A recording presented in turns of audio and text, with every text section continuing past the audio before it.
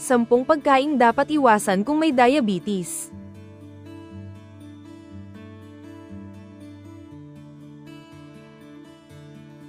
Ang diabetes ay isang sakit kung saan hirap ang katawan na kontrolin ang blood sugar levels. Maraming Pinoy ang may diabetes, at isa sa mga pangunahing dahilan nito ay ang pagkain ng maling uri ng pagkain. Kaya sa videong ito, pag-uusapan natin ang 10 pagkaing madalas kainin ng mga Pilipino pero dapat iwasan kung may diabetes. 1.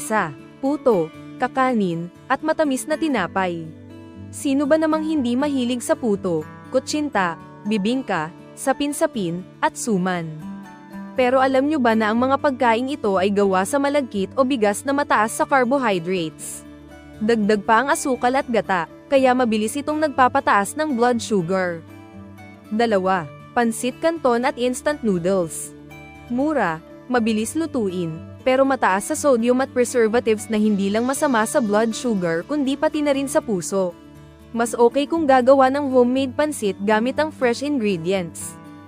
3. Tuyo, daing, at iba pang pinatuyong isda.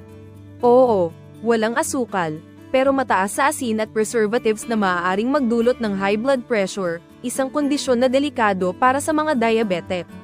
Kung gusto ng isda, mas mainam ang fresh na isda na inihaw o nilaga. 4. Lechon, chicharon, at bagnet. Alam natin, sobrang sarap. Pero ang saturated fats at cholesterol sa mga ito ay maaaring magdulot ng heart disease, na mas mataas ang risk sa may diabetes. Kung hindi kayang iwasan, limitahan na lang sa kaunting piraso at huwag araw-arawin. 5. Soft drinks at powdered juice. Isang baso lang ng soft drinks ay may napakaraming asukal na kayang magpataas agad ng blood sugar.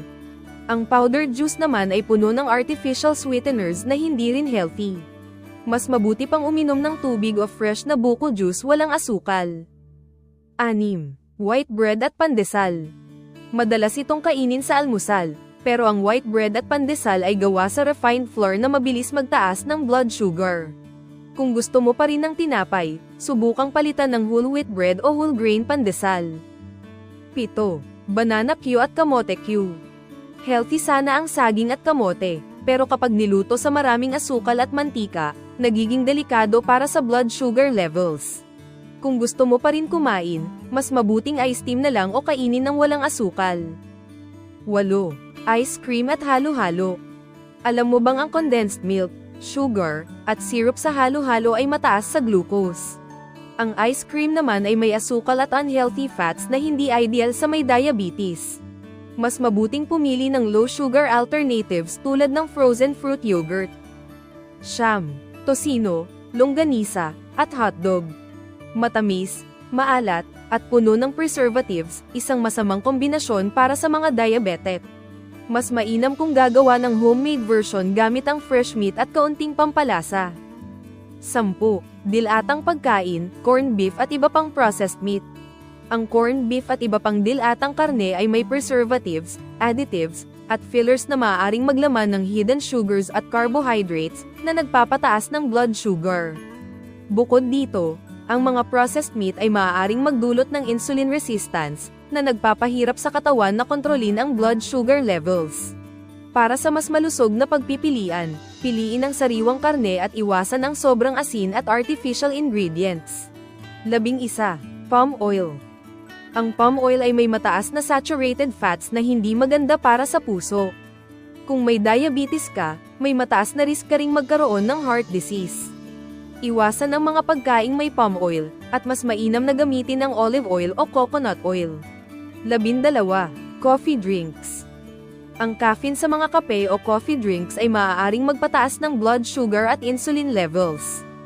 Kung may diabetes ka, mainam na limitahan ang pag-inom ng kape o pumili ng decaffeinated coffee. Conclusion, ang diabetes ay hindi biro, pero sa tamang pagkain at lifestyle, maiiwasan natin ang mas malalang komplikasyon. Tandaan, hindi ibig sabihin na hindi na pwedeng kumain ng mga ito, pero kailangan bawasan at piliin ang mas healthy na alternatibo.